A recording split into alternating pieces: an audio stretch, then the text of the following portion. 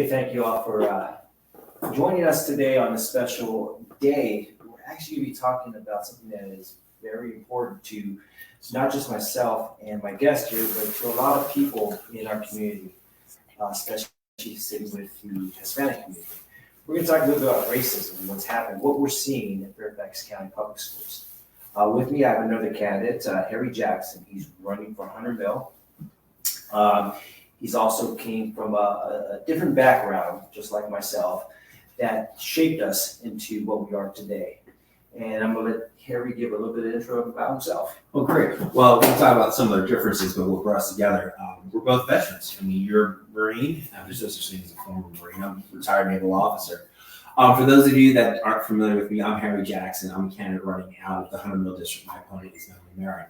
A little bit about me, how did I become who I am, how did I become involved in the school board race, a little bit about background.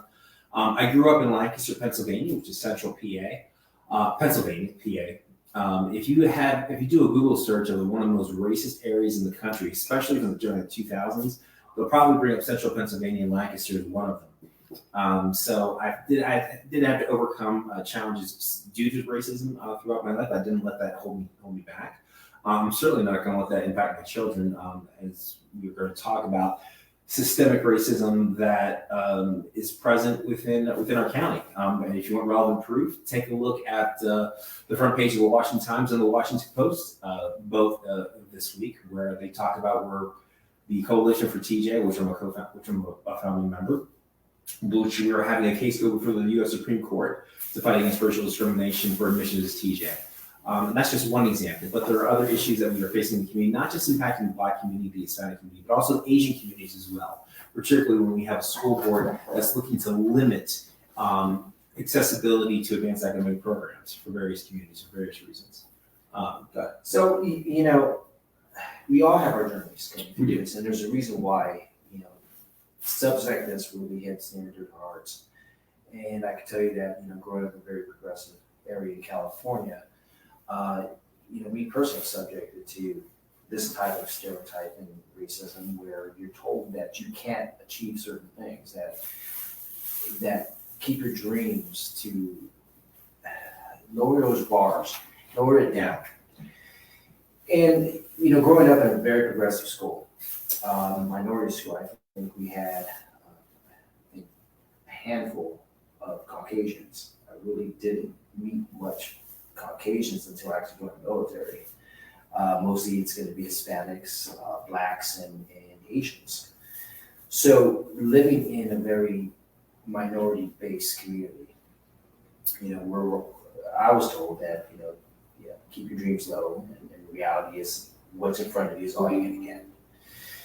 And as a child, I didn't realize that. I didn't realize my potential until I actually got into the military, until I had good mentors. And what I'm seeing personally is that's happening now here in Fairfax County. I talked to a couple students, and one female told me that one of the teachers talked with a Caucasian female, and she had dreams about going to the government and doing various things. And the teacher was very pro for that, saying, hey, you got a plan, you stick to that plan, you can achieve that. And then when she brought up minority, female, Hispanic, the same thing, the teacher told her, you want to lower your standards down.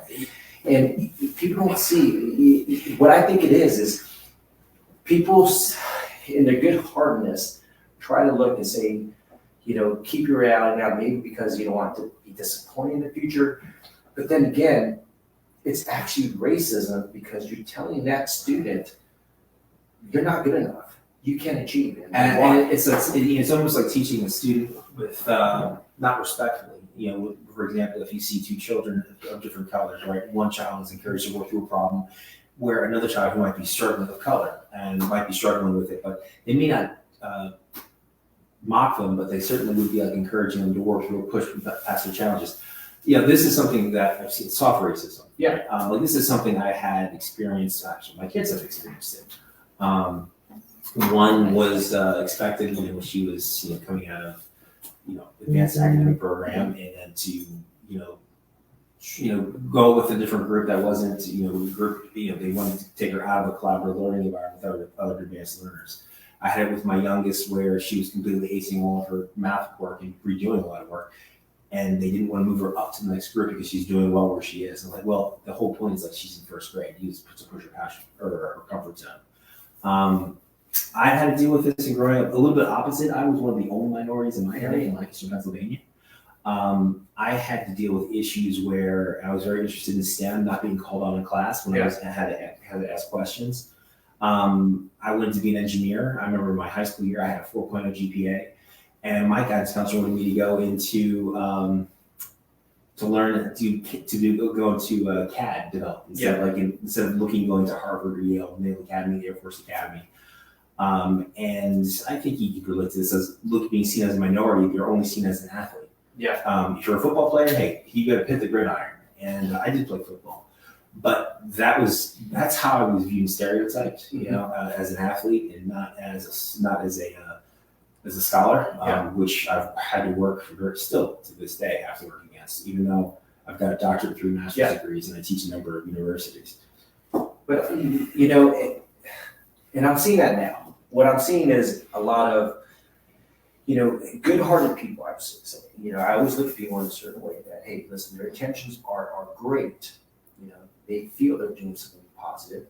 But in reality, they are actually doing harm to the kids. They're doing harm to regulate these kids just to, this is all you can do. Don't achieve anymore. You're not going to make it. When I start looking at what society is saying, racism, equity, when they say, people start at different areas in life, Yes, people do get opportunities. Mm-hmm. You come from an area that has the ability to get tutors and different things like that. Yeah, you're going to have that ability. But what I found is a lot of people, especially kids, through adversity build strength.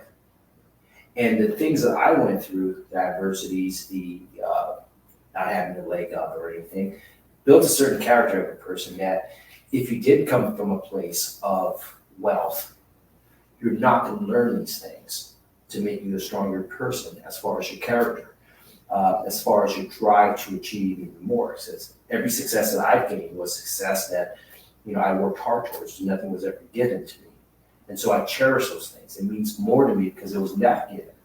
I actually look at when you challenge, especially minorities and people coming from poverty areas and telling them that they can achieve. And when they do achieve, looking at kids, and when I try to mentor them, and they start meeting these milestones, mm-hmm. you see the joy, the proudness in their face. And I think by saying that's not important is taking away the fact that you're not shaping our youth to be the best that they can, to work on their own, to have achievement. I think TJ is a prime example where the merit scholarship, the merit issue. Yeah, you're talking about the National Merit Scholar recognition. For those of you that were unaware that Thomas Jefferson was one of the first schools that failed to notify students that they were National Merit Scholars. Mm-hmm. It impacted 19 other schools. 3 out of 4 children that were impacted were of Asian descent that didn't get notified. And the impact that it had is it would open up doorways being notified that you had this opportunity to over 800 scholarship opportunities. Now, the focus obviously was on the Asian populations, but what it also did was it also marginalized all African-American national scholars, which impacted my son. He finally got notified, so he can now start applying for scholarships using that designation. He would have been able to throughout his entire junior year had he been notified.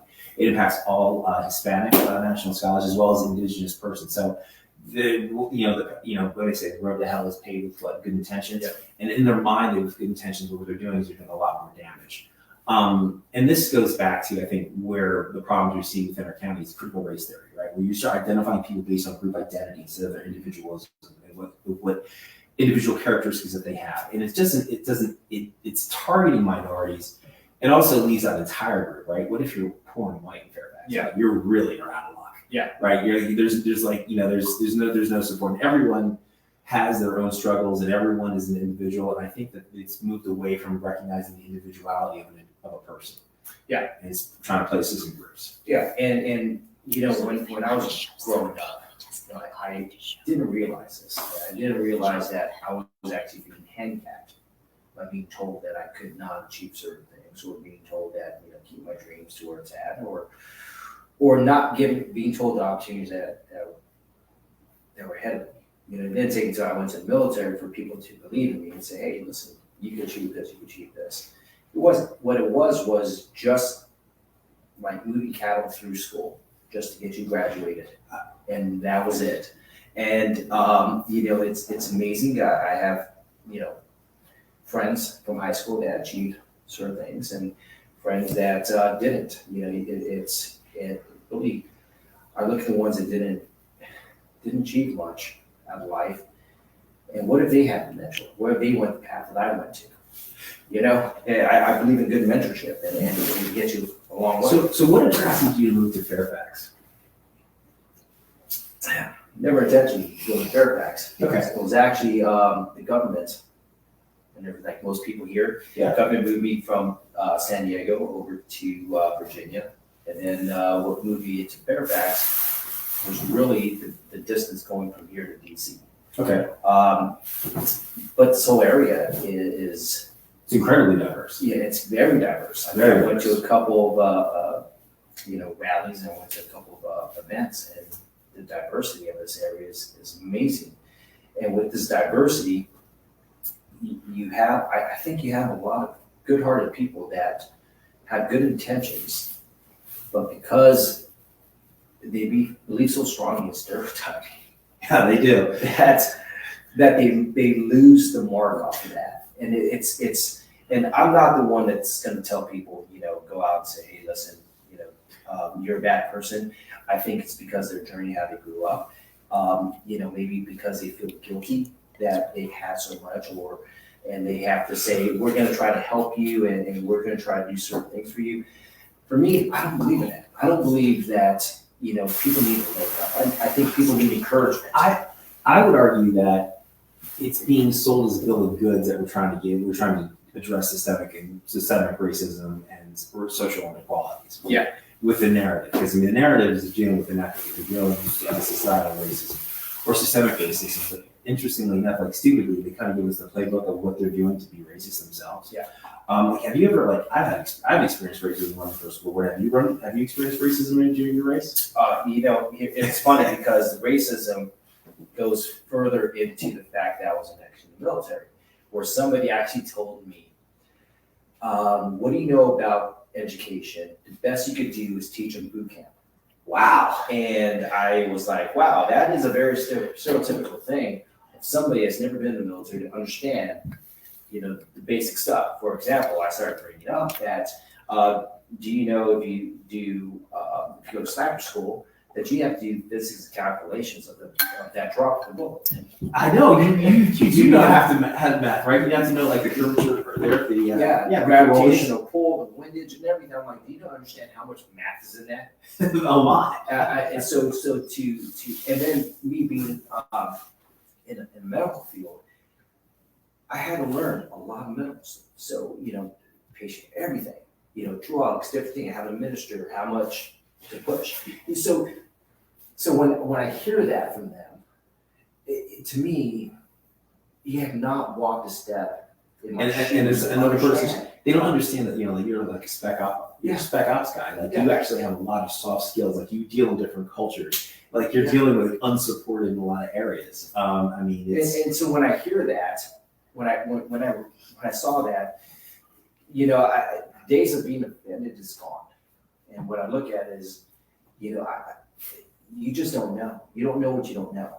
And I feel bad because it reminds me of a lot of the kids or a lot of people I went to school with, that they live in the same area, they haven't expanded outside of that city to really explore different things. But they look it through a prism of their reality, and that's all they have. Well, just talk about like the anti-military rhetoric. Yeah. Like for example, like there was a privilege bingo that they had at one of our school board meetings. And on that board, it actually had on there, if you're a military child, if you're a child of a military family, you're privileged. Yeah. And I'm like, these people the people who are making the rules as who's privileged and who are not absolutely have no idea. Have they ever been to Fort Meade High School, which is all black and brown? Have they been to Fort Belvoir? Yeah. Do they not realize like half of our military are all black? They're black and brown. Yeah. Not just black and brown, just, and these are parents, and certainly even, it's even white, but you're dealing with parents who are deploying for 4 to 12 months at a time Yeah. in dangerous areas, they may not come back the same person. And these are children who are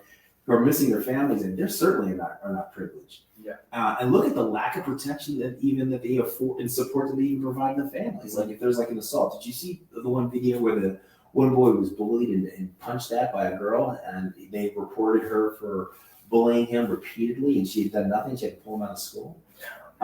Or you see like in DC urban forums where they talk about a lot of military families because it's a very transient area. Like as you progress through your military career, you are going to come through Washington D.C. You're going to join the chief of staff. I've done 2 tours there. You're either going to from the intel community. If you're at Defense Intelligence Agency, NGA. We've got we're the spy capital of the world, so you're going to come through this area. That's in addition to DoD. And so you have a transient area, so you're not going to have a lot of affordable housing in this area.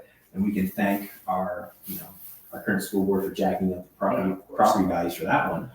But it's where I'm going with that. You see, like on forums where there are people that would complain about families being able to pupil place their kid into what schools they want to go to.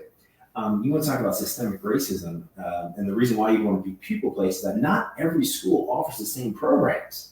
And they don't provide transportation to families to engage in those programs. And a clear example, look at AP versus International Baccalaureate. Mm-hmm. Most families overwhelmingly want to take AP classes. Yeah. Now, IB has its place. It does have its place. But does it have parity to advanced placement? No, certainly not. And they offer it in schools where there's no interest for it, like Lewis High School. There are some schools that really there's not really much of an appetite for AP, like Herndon High School, where I, in my district, they only had enough for one cohort, one class to offer some AP classes. But it's nothing on the level of what's offered at Langley, which actually mirrors what's offered offers many of the same classes offered at Thomas Jefferson. There's some good IB programs like South Lakes and the Plain, but other schools, like you look at where the boundaries between IB versus AB, like there's a clear socioeconomic difference between the two. That's classic education redlining.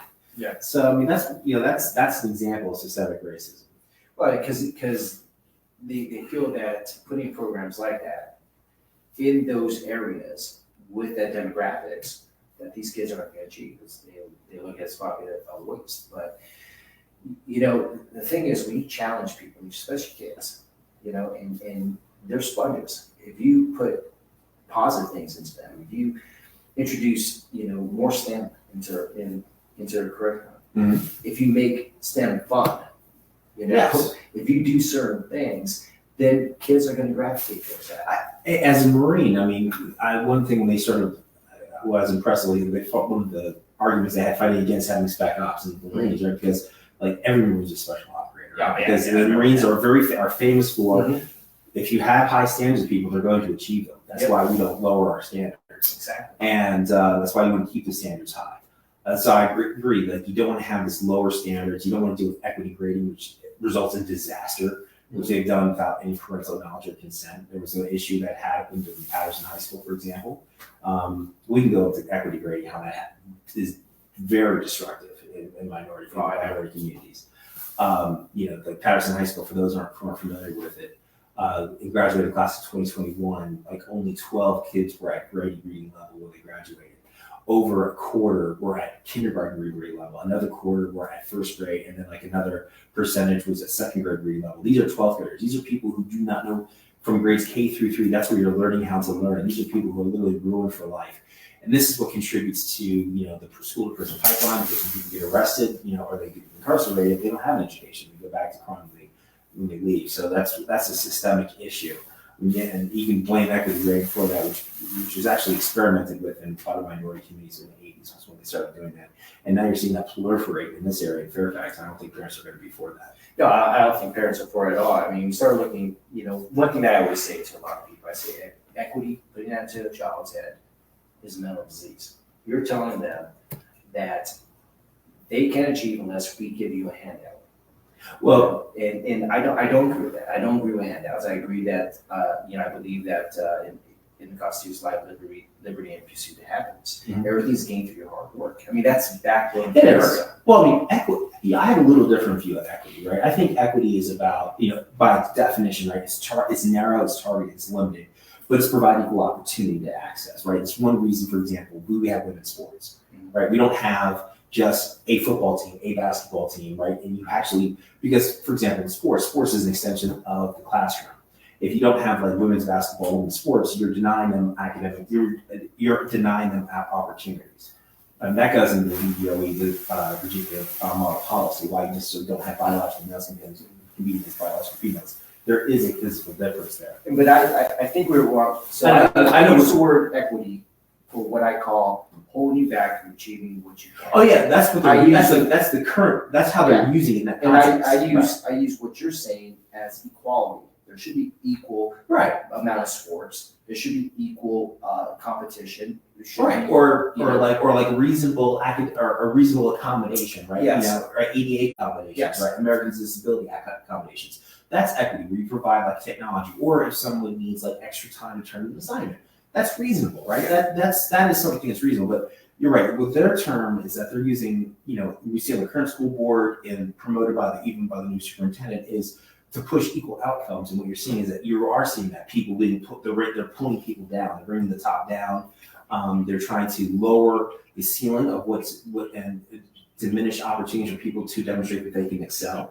And they're making it almost indistinguishable as like who are your top performers and who aren't. And so when you start looking at equity, it starts going into the racism part of it, where it's a very subjective thing. So somebody's saying, okay, you cannot achieve what you need to achieve, so we are either going to drop the standard because we don't believe that you can meet the standard, or we're going to give you extra help to get to that. What I'm seeing is, because we're not getting extra help, we're not getting the attituders or whatnot, then they're lowering that standard down. They're saying, okay, well, we're just not going to hold anyone to a high standard. We're going to bring it all down because we want to make sure that you succeed in some way. It's kind of like that. Everyone gets a trophy. Participation trophies, right? Everyone gets a trophy. It doesn't work. Right? At the end of school year, at the end of sports, everyone gets a trophy. Everyone's a winner. We don't keep scores. Yeah. Because it may hurt someone's feelings. And so when we're playing this game of we don't want to hurt anyone's feelings, you're not gonna achieve. I will tell you this. You look at all the great sports Michael Jordan, Kobe Bryant, all these great people. Mm-hmm. And I think it was it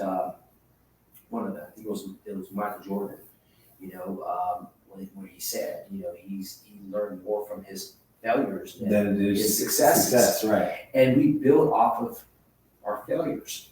Nobody that's successful in life has a string of just successes. There's failures there that made them work harder. As a professor, you're talking about the cognitive learning, where you have the ABCs of failures, where you provide the tools to succeed. You're allowed to fail. You're allowed to fail because you learn from your failures. And that's when you see, and then you can correct later on. That's how you see cognition. And they are denying those opportunities, like multiple retakes on the exam. You're not really, then the students are like, well, I'm just caring about my grade. Here's another issue. You're basically, they're focused on getting students to a particular proficiency and they're not measuring academic growth. Yeah. And they should be measuring academic growth as well. That's why you know which teachers are very effective, and you can actually model. You can do a community of interest to find out which teachers they should be modeling, and which ones actually might need to be moved to something else. Yeah. So, and also another thing that I see with this type of racism that goes out there, it actually creates a lot of division. Because now things are either within race classes as far as economics.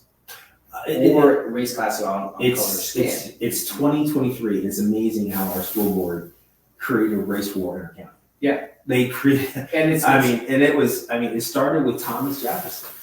They wanted to change admissions, and they said, and it blows one's mind.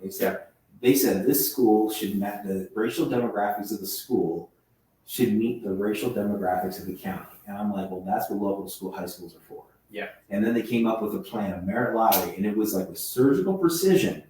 It was blatantly anti-Asian. It was to make TJ, Thomas Jefferson was over 70% Asian, and they wanted to make it about 24% Asian with their first proposal. And that was just like, what are you doing? that's not going to survive.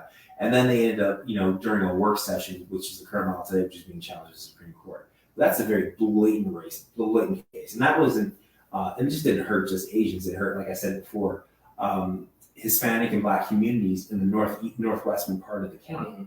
That's where the second largest population of the Black and Hispanic populations are. And, in the admissions process, they don't give extra weight for students that are in advanced academic programs that are taking honors level courses, high school level courses.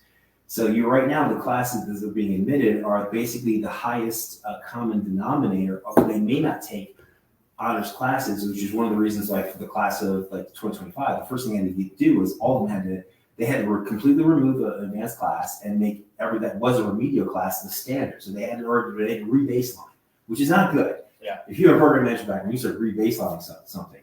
And that's basically that group of, it was aimed at Asians, but it got all of your gifted Hispanic and Blacks out of the picture as well. Yeah. So that was. And that, to me, that's, I hate to say that they're blatantly doing things, but I think that what they try to do is create this. You think it was a good intent? You always have to go in with their intention is to try to make a balance here, but in reality, what you're doing is you're taking away from certain people. Well, because you can't. If you want to make a balance there and say, listen, I want to make a balance because these people aren't, this demographic is not getting what we believe they should be getting.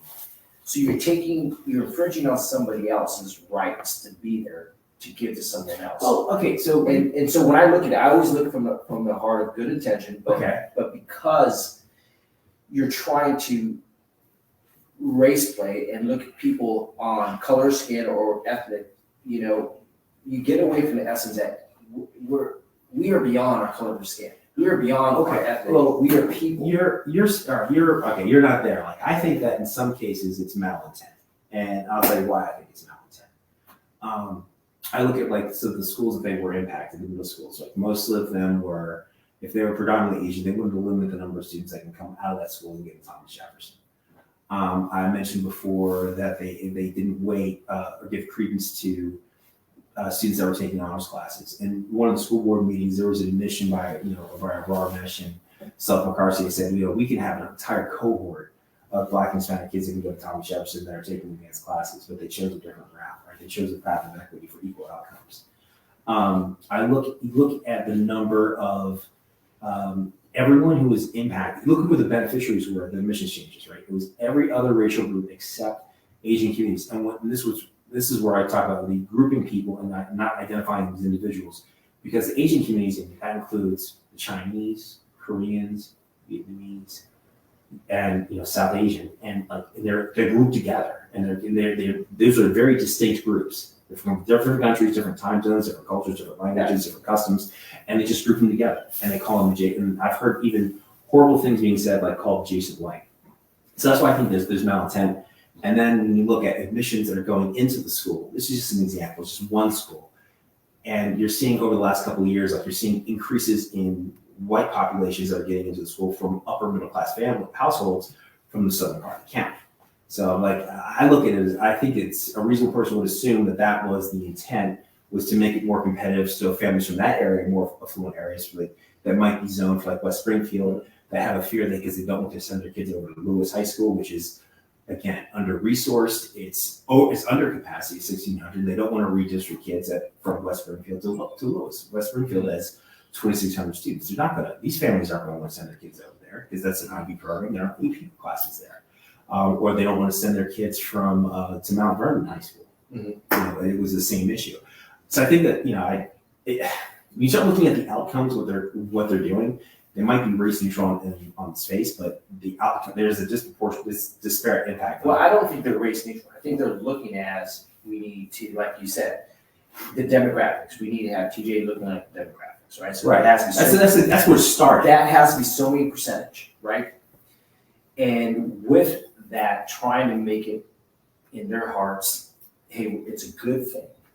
You're actually taking away. Now, my thing is everything's based upon the merit of competition. And so if you take away the race off of that, if you take away the race in the name and just go off the body of work, everyone should be that's how you do everything.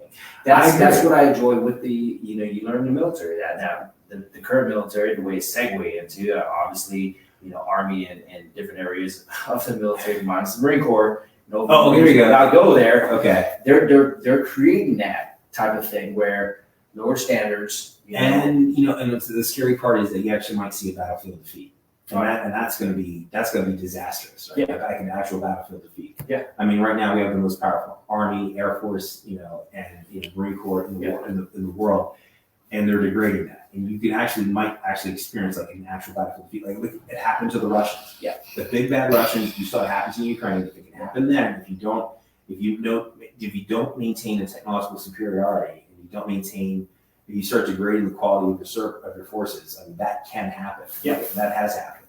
I mean, remember growing up, like you were always scared about the Soviets. Yeah. I mean, I did engineer OTC 4 years. I was at the Naval Academy. You're always focused on the Soviets. Yeah. I mean, there's nothing but the Soviets. Yeah. The big bad. And when you're coming across Russians, like the back of your neck stood up because you're like, if this goes real, this goes hot. Like it's on. Like, and they're not going to say, well, we're going to do this in a very equitable and make sure we, appropriately hit our diverse targets. Like, and that's what's happening. When I look at what they're trying to do, especially around in Fairfax County, trying to make things, more equitable and equal. Instead of looking at the color schemes and looking at demographics and everything, look at the body of work. Look at that, especially for somewhere like TJ. Now, if they are Fairfax County is truly worried about the Hispanic community, especially Hispanic community, because we have a large minority Hispanic community, where that's resources going. Right now, 21% high school dropout rate for the Hispanic community. I mean, you got 21% dropout. That's what you're just tracking. Well, I know. What are we doing here? So if they're really worried about the kids, why are we not concentrating on that? Why are not money and resources going towards that? And look at like tutor.com, right? For example, the free tutoring service to address pandemic learning loss, yet it's not accessible to kids under like 5th grade. Yeah. Where it's needed. Or how about you actually start tracking kids who leave the school system? Yeah. Like the current system, if you're absent from school for 40 days, they just disenroll you. And to re-enroll you, they send like the notice in English. They know full well that English is a second language household. Yeah. Or how about providing like opportunities for pathways to prosperity? How about providing like a voc tech school? Yeah. I mean, do you think everyone wants to go to college considering how it's exorbitant right now? And that's exactly what I've been pushing out there. A lot of these places is not doing, a lot of the Fairfax County public schools are not doing individual assessments on the kids to see what do you want to do? What do you want to do in life? Or do they even resource? They don't even allow kids who do take voc tech classes like use power tools. Yeah. I mean, there's no reason why they can't provide that. Well, it's because they're doing a lot of things in a social way, like social studies of different things that have nothing to do with actual getting these kids educated and getting a good job. Like you could make 6 figures as an electrician. Exactly. You can get paid. And that's one of my pushes to have, more voc tech out there to where we can actually have kids experience certain things, get apprenticeships, and then move on. But with the current school board, what have they done as they piloted, right? They piloted a program to offer classes in non-school hours, right? I mean, you're basically preparing kids to get like a nothing more than a Bachelor of Arts, which is good for some. Yeah. That's not why a lot of people come here. I mean, there should be a lot. There's STEM, there's voc tech, there's sports and athletics. We can get started at athletics. We don't have middle school sports. We're just piloting it. And what sports they offer? Like track, cross country. Come on. And so when I look at the racism that's happening over there, Fairfax County is sitting there, trying to play this off that, they're pandering to the minorities. They're doing certain things like with this Tyson's Corner, the office building pushed out there. And it's all smoke and mirrors because in reality, what are you doing? Like you mentioned, not every kid wants to go to college. Not every kid's ready to go to college. Some of these places, some of these kids don't have the opportunity to go to college, but we can set them up with futures in trade schools. Are we putting money into trade schools? No, we don't. We don't have any trade schools. We have no trade schools. And so when you start looking at, the forgotten kids, these are our minority kids that are not being taken care of. In most cases, a lot of them have special needs as well that are identified, because when you look at the number of kids that actually have approved individual academic education programs, it's a very, very small percentage. You even have activists out there that are well known, they go there who's known to actually to basically prevent minorities from getting their IEPs approved. Yeah. But I don't need to name that because I don't think hate should have a home, and I don't think I need to name who that person is. We all know she was in a press conference and recently attacked me. She was in the background. So when I started looking at racism and everything, and what Fairfax County Public Schools is trying to do, everyone starts looking at test scores, SAT, and I mentioned on a campaign trail, people start mentioning SAT scores low. And I tell them, how many of these kids actually want to go to college? First off, it's not worth it. I mean, look at the colleges. Look how tuition has more than doubled over the last 20 years. And so when these kids are taking the SAT and you're measuring SAT scores are low, how many kids are actually just going through the right A, B, C, A, B, C? Well, not everyone has to take the ABC their way out, but I think kids even at that age, they realize that education is an investment in oneself. Yeah. What are you going to see as a result of it? So not everyone, again, equal outcomes. You don't want to provide the same curriculum. Everyone has different strengths and talents. You should be having a variety of programs that are available to students, so they can meet their full potential. That's why I think we're seeing the same sheet of music here. They should have trade schools. They should be looking, if you can't offer STEM, if you can only offer STEM courses at certain high schools, then you should open things up where you start looking at some of the private providers that can come in that can offer classes to kids. You have virtual experiences that can offer that. You can offer, if you are providing other academic education activities, look at the middle school programs. Every other middle school in this state has middle school sports. Yeah, they have basketball, soccer, football. We don't have it here in Fairfax. They're just piloting it now, convenient right before an election where we're not calling out you guys, if you want to talk about being anti-racist, we're supposed to identify racism and call it out. Yeah, we'll go that route. You want to open that door? Let's talk about it. You don't have high school sports. That would have kept. If you had sports in this county, particularly the middle school level, you would have kept a lot more kids in school at that time. They would have been motivated. I mean, if you're on a sports team, you have some really hard-nosed coaches. You have to maintain 3.0 GPA to be on this team. The kids need. You have set a high standard. The kids need it. And by not having that, or not having it being accessible, not offering after-school transportation for people who are involved in sports. They offer after-school transportation for your sport activity at Thomas Jefferson. They don't do it at other schools. Yeah. Who does that marginalize? That marginalizes low-income households or marginalizes single-parent households. That is blatant. That is inequity right there. Yeah. And there's no excuse when you haven't had an audit in 20 years. You've never gone through and assessed each program within your administration, within your school system, as does it really align to the mission of your school of the school board. And unfortunately, our school board couldn't even come up with a mission statement. They couldn't come up with a strategic plan. They had to do a survey. Yeah, that's why you have executives. That's why you're in an executive position. You should learn how to write you can go to Defense Acquisition University. They have a level 3 program. Of course, they'll teach you how to do that. Every place, every company, every corporation, even the military, you have a mission statement. Every successful one. First, you have a vision. Vision. What this is going to be. What are we trying to do here? And I spoke a lot on campaign trail about vision. First, you got to have a vision. My vision of education here in Fairfax County is look at each student, find their strengths. What do they want to do in life? And build off of that. So a lot of kids want to go into vocational. They want to open up a business. They want to do auto mechanic and open up a shop. And so you start designing the educational path towards that goal that they have. I think right now there's none of that. I remember when I was in high school, it was, go to college. That was it. It was big push, go to college, right? And a lot of kids that weren't ready, for that kind of got left behind. And because you weren't achieving, there was nothing for this whole segment of kids. And they're just like, okay, we'll just graduate you. And then you're off doing whatever you want to do, right? So there was no path. And with that, especially the ones that were stereotyped into, okay, this is all you're gonna achieve, and you're just left off to wander. They got lost. They get lost into gangs, crime, the whole 9 yards, right? And so when we're not doing that for our kids, we're not finding their strengths, finding their goals, what they want to actually do in life, right? It could be, hey, I want to go into construction. I want to go be an electrician. I want to work in carpentry. I want to do various things.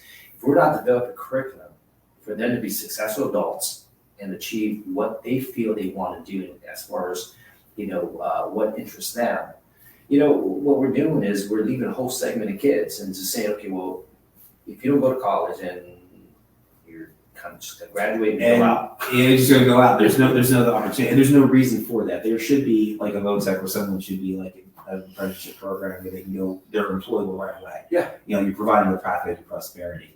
I mean, my vision, I'd like Fairfax County to go back to being number one. Yeah. I have a mission statement to who, why, when, where, and how. Do it within, we have problems now because of the school board. They literally, if you measure how many minutes they have spent, because it's measured minutes, not hours, but minutes, that they actually spent through the course of a year, even talking about academics. They've spent less than 40 hours total during their entire, administration, even addressing academics. Most of the time, the school board is talking about accolades they give to themselves. And meanwhile, we have seen like a drastic drop in scores. We've seen that have disproportionate impacts across minority communities, particularly. There's no reason with a $3.7 billion budget, we're not number one in everything. Sports, music, arts, VOTEC, everything. We are on the East Coast. We're on Silicon Valley in the East, in this area. We have the technology and the capability to do it, and we should be tapping into it.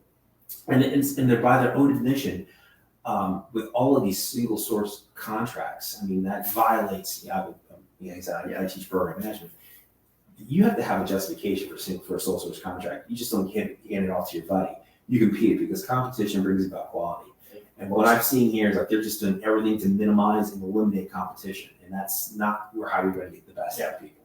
When you start talking about the trade school and vocational schools, for myself, I think middle school is the time when you start introducing some of these other type of things like, hey, I took wood shop, home economics, welding, different things like that. So they get the exposure. The kids get the exposure. They see another side of things. Yeah. And from that, then when they move into high school, start developing their academic plan to achieve their goals with one to achieve. And not saying that a kid goes to say they get an apprenticeship and become a welder, right? Doesn't say that 3-4 years down the road after being a welder, they decide I'm going to go back to college next. I want to do something different.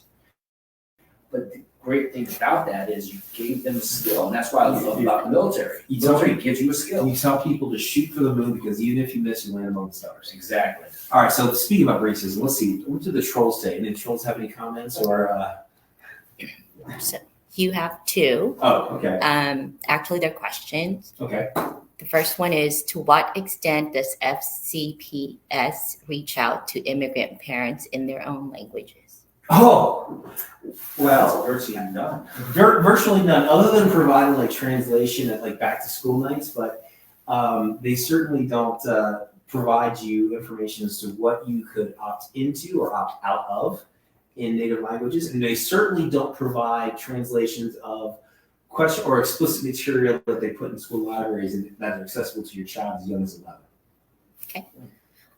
There is a comment. The road to hell is paved with good intentions. Yes, it is. As the Supreme Court recently recognized, the way to combat racism is not with racism. Absolutely. Amen to that. Yeah.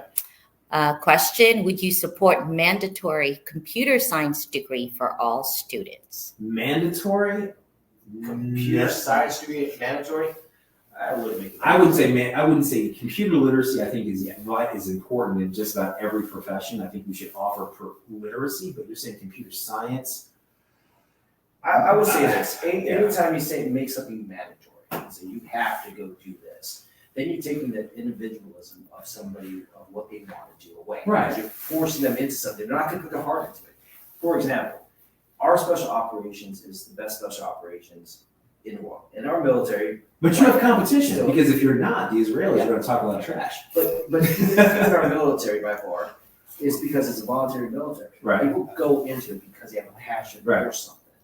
And usually people tell me, well, people go to college to get a college degree. I tell them, well, they usually go into reserves because they don't go out duty. So, like, before that. But let's think about, like, you know, the computer literacy. I mean, computer science, I think that if they have a passion for it, we should provide.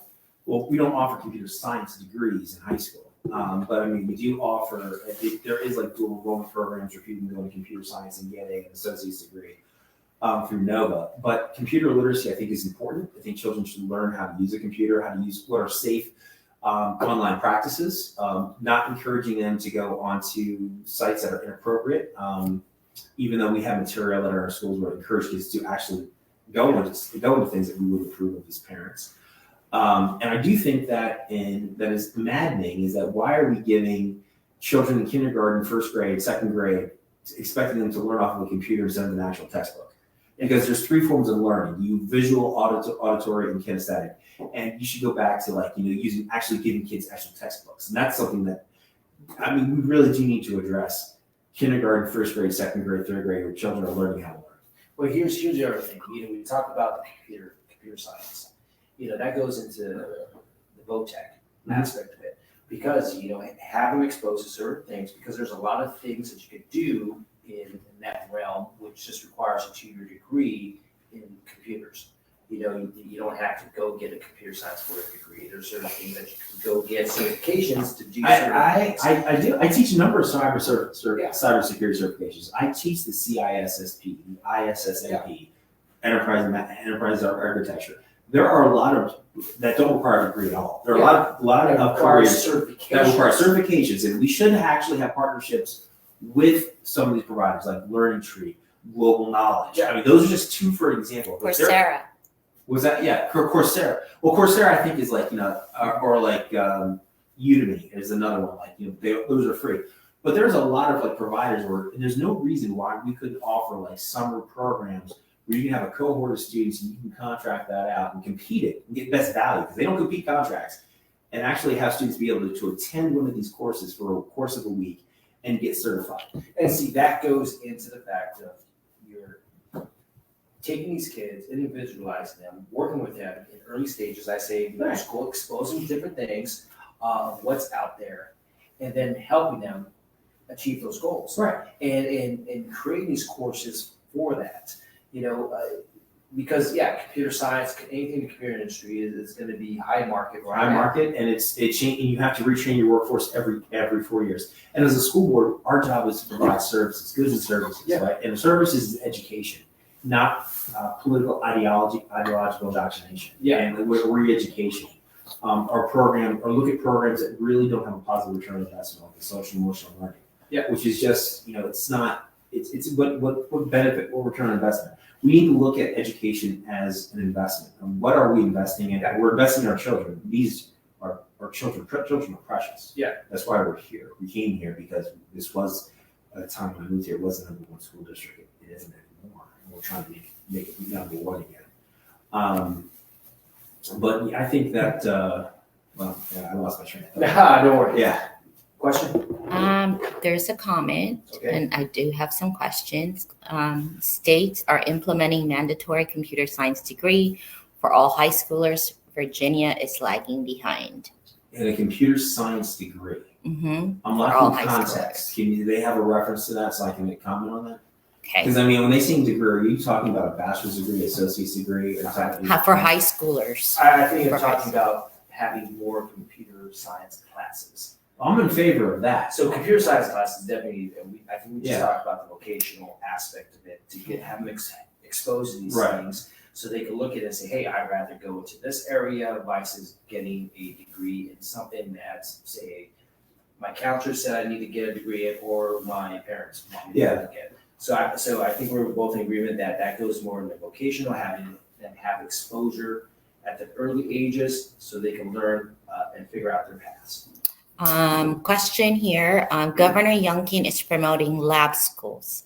Please share your comments about that interesting initiative. Oh, great. Okay, so let's talk about lab schools. So, as I mentioned before, not every high school offers the same courses that are out there. Lab schools actually allow professors to come in and provide and teach classes, which they do in some cases. Yeah. Langley's High School is one of them, where you can actually have professors from George Mason come in and teach some of the advanced math classes.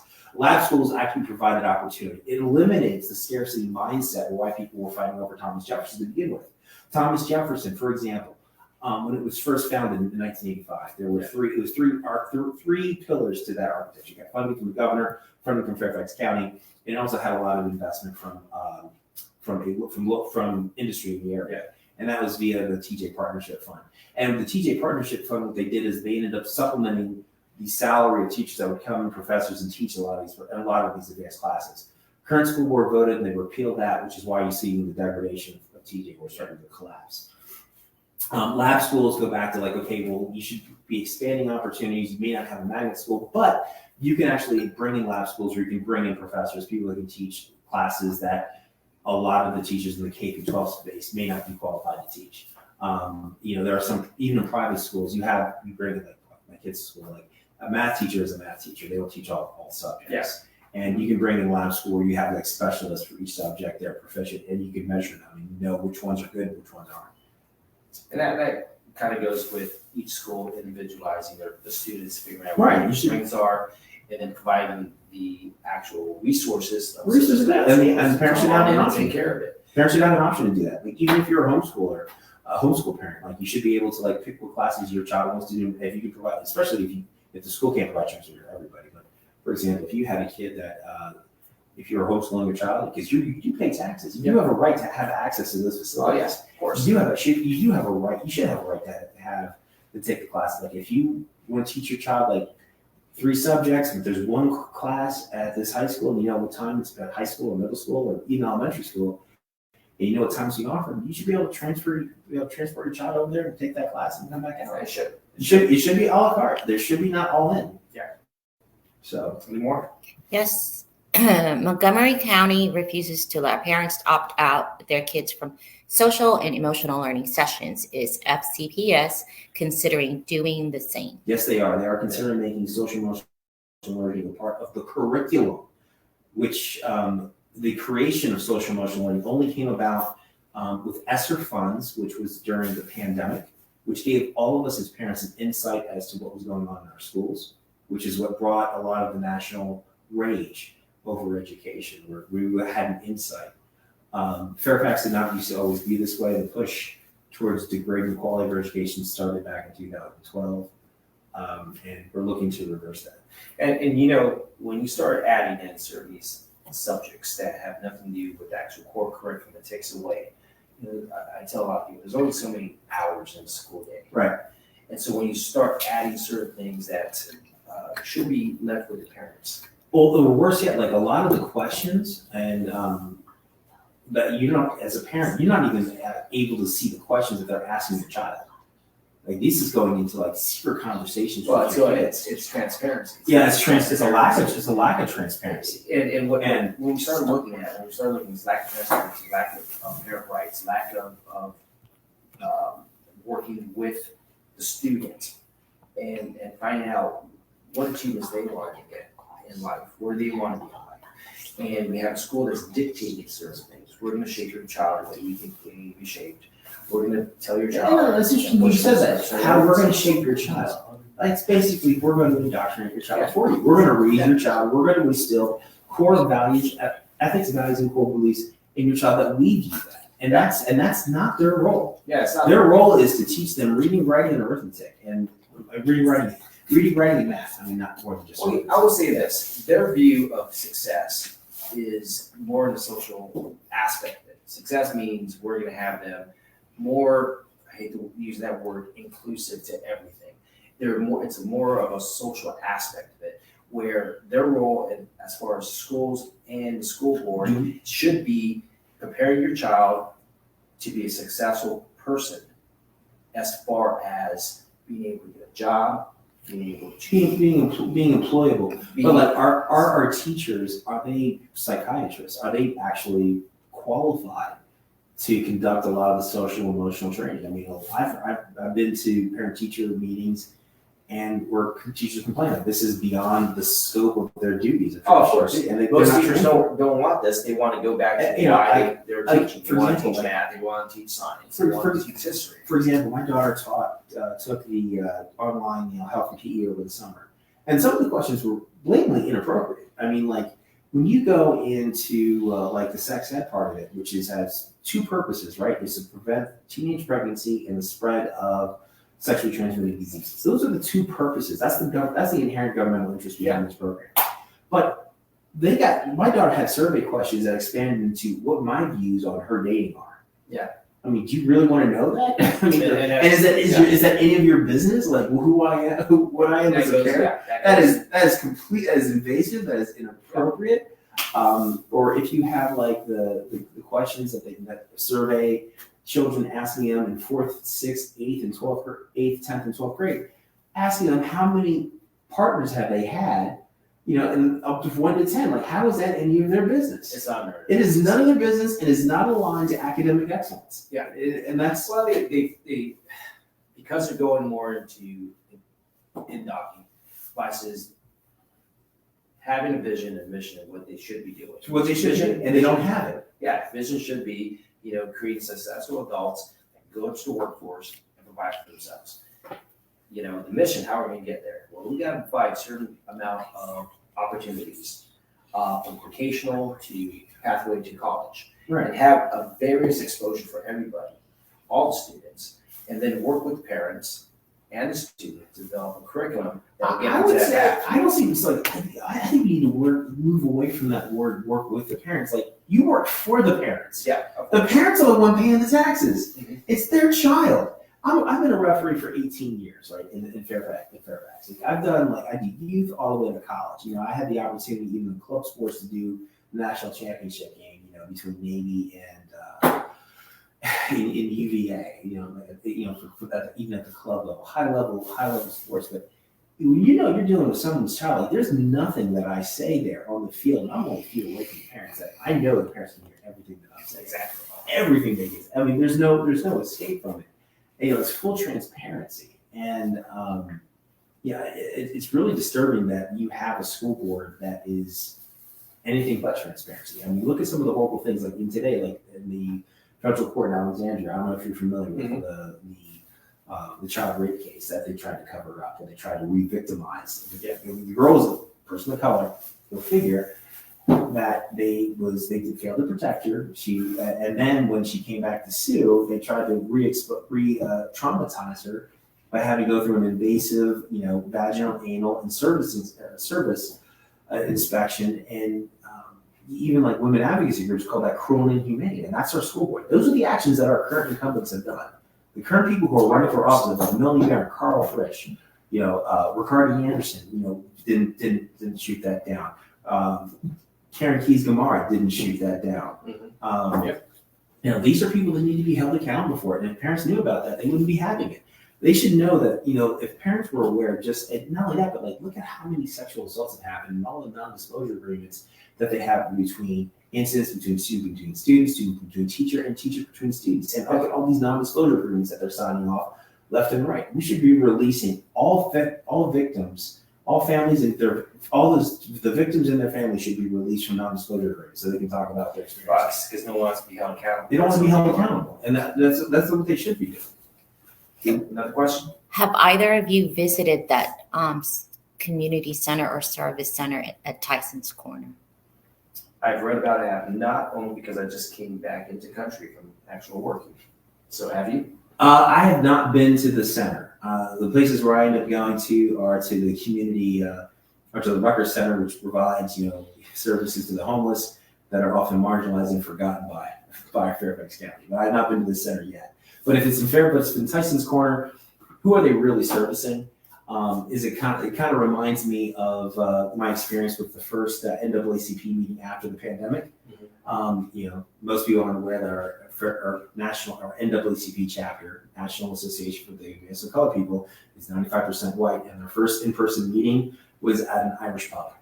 I mean, so it's kind of reminding me of something like that. It's a hypocrisy thing. Yeah, it's a very hypocrisy. Yeah. It's a hypocrisy. No, I mean, you have it in Tyson's Corner in a very That's a very affluent area. Where How do you get access to I it? think the best place to put it maybe down in Mason, Maybe Springfield. maybe where the people are. You think maybe where you think they all have like the people that need that money have a metro pass in all cases. Yeah. There's no parking.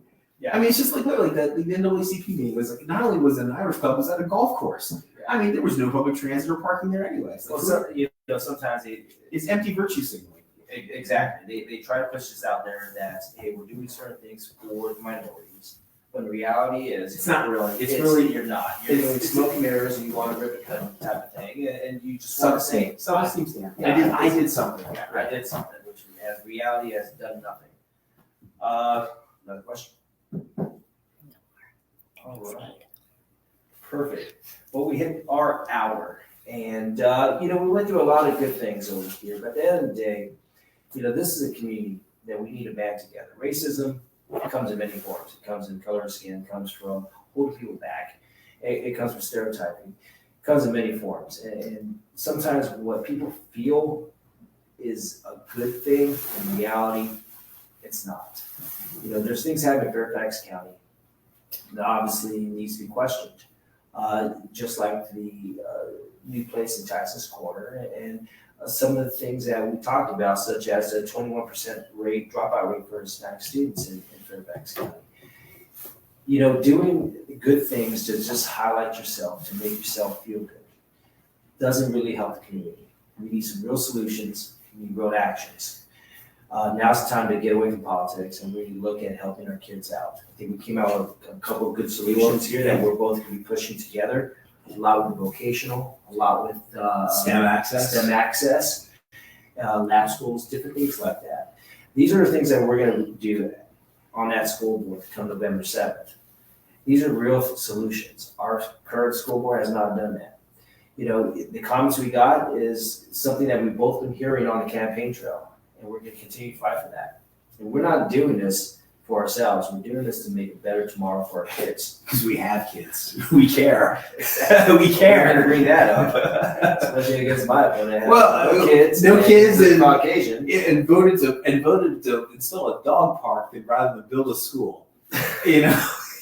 Hey, I like dog parks. Oh, we all like dog parks, schools. but we're not going to put a dog park over a school that's needed. So we got to put some humor into this at times because It's true. sometimes It's when sad. you take it so seriously, you get frustrated with the current situation. Yeah. And it is. We've both been attacked in various aspects. And a lot of it drives into, like I mentioned, about them saying that the only thing I'm good for is teaching boot camp. You got to take this in stride, especially being people of minority.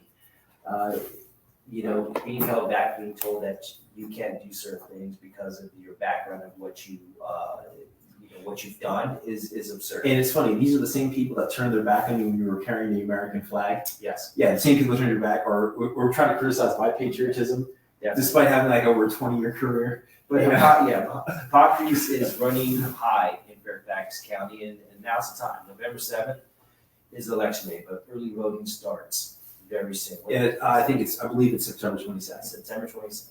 So please get out there and vote. We need to make a change. This is not about myself or Harry or any other candidates. It's about you. If you're ready to make a change, reach out to us, help us, volunteer, donate, do what you can. And then on top of that, not just you go out and vote, bring 10 friends and vote. And those 10 friends be another 10. Remember, we've got to spread the word. We got to make a change. This podcast is about awareness. What's about trashing anybody? It's about awareness on what to do. No, the trashing just happened because these are literally what they've been doing. So I thank you. I thank you for your time. We continue this for a couple more hours, but Talk about your event tomorrow. we also have a barbecue event. No. It's a family fun day. Family fun time event that's being pushed out, and it's going to be. And I apologize. I just came back. I'm actually working with a couple of clients in the security field. Which, funny thing is, a lot of people, especially on Twitter, said that Carl Frisk is actually better suited to protect kids than I am. Yet I get paid in the civilian sector to protect certain people. But yeah, Carl, In community shelter from 1 p.m. to 5 p.m. Beacon Community Center, I think Mary's gonna go ahead and put it on there, 1 to 5, please come down. So you said, so the guy that voted and supported child rape is saying that those supporters are the saying that these children are safer with him than you? Yes. Hypocrisy of. That's amazing, because these are people, yeah, that's interesting. These are people who literally supported child rape, the ones that are criticizing.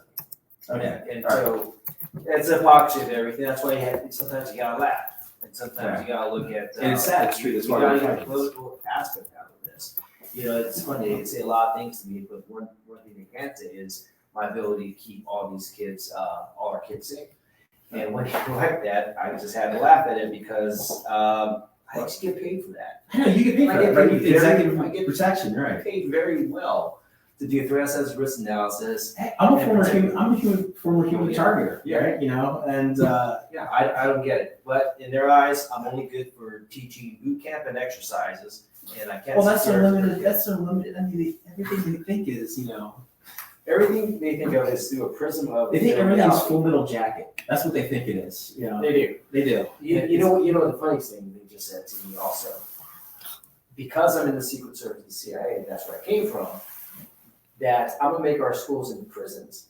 And How did you get there? I don't understand. What's the logical leap to get So, there? so you know what I told them? I said, do you understand that the Director of Security for Fairfax County that you guys had for the longest time is a high-ranking retired Secret Service agents? Do they do not, that tells you that's ignorance, right? They do not know the difference between a bodyguard and an executive professional protection. They have no idea the difference between the two. One's deterrent, one's de-escalatory. They have no idea what they're talking Yeah, and so it's the hypocrisy of this racism that goes on. It continues on stereotyping me in different ways, and that's racism.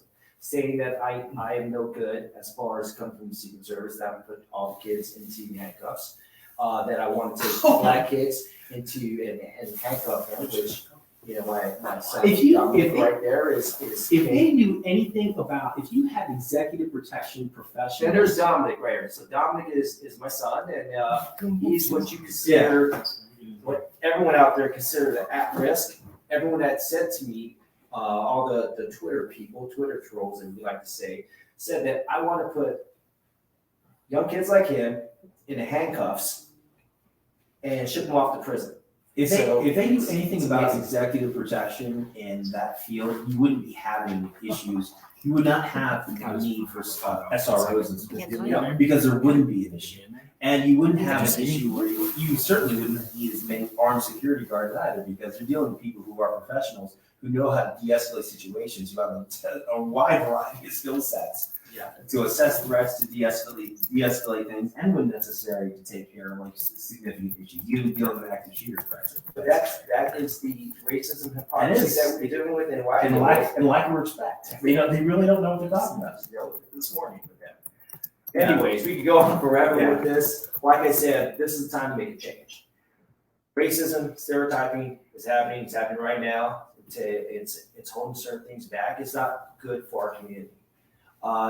We're two examples of two individuals came from two different backgrounds that have dealt with this kind of stuff, sees the negative aspect of it, and now we laugh at it, but we know we're going to make a change. We know we're not going to hold ourselves back. You know, the racism, stereotyping, calling us names for different things, not going to hold us back.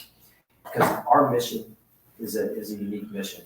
It's a mission of just taking care of the kids, having a safe environment for them to grow and flourish. Any parting words? Well, I think it was a great discussion that we had, and we did talk about some of the issues, systemic issues that were within Fairfax, and you know how to approach that, and yeah, sure, and some things that we've experienced that we're still going to overcome. Like, you know, we both had experience races, different pathways, but this doesn't really phase us. And like,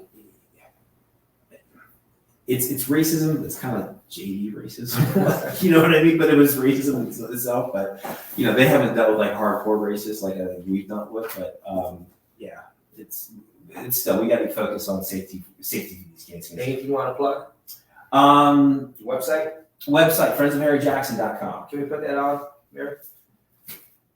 Please go to his website, ask us any questions. Listen, If you are on the left, on the progressive left, and want more questions, ask questions, I'm open for you to come here and talk my podcast. I'm open to go to any of your events. I've offered so many different times. If you wish to get a debate going on certain subjects, especially on this subject of racism, with any of the other candidates that are on the school board, such as Carl Marin or anyone else, I'm going one further. I'll take on all challengers. we'll be there, and we will talk, we'll debate, and we'll go through it. And I go as far as saying this goes out to just not anyone on the school board. It goes out to anyone running for delegate or Senate or anyone on the Democratic Party that wishes to debate any of these issues. Be more than happy to debate. Take it all the way to the top. We know that they're not going to debate us. I know, because I keep asking. They're not going to debate us. Their record is horrendous. Absolutely horrendous. And we just scratched the surface in this conversation. But I'll take on it. And if they want to challenge me, I'll come get some. I mean, that's All right, thank you guys for your All right. time, and God bless.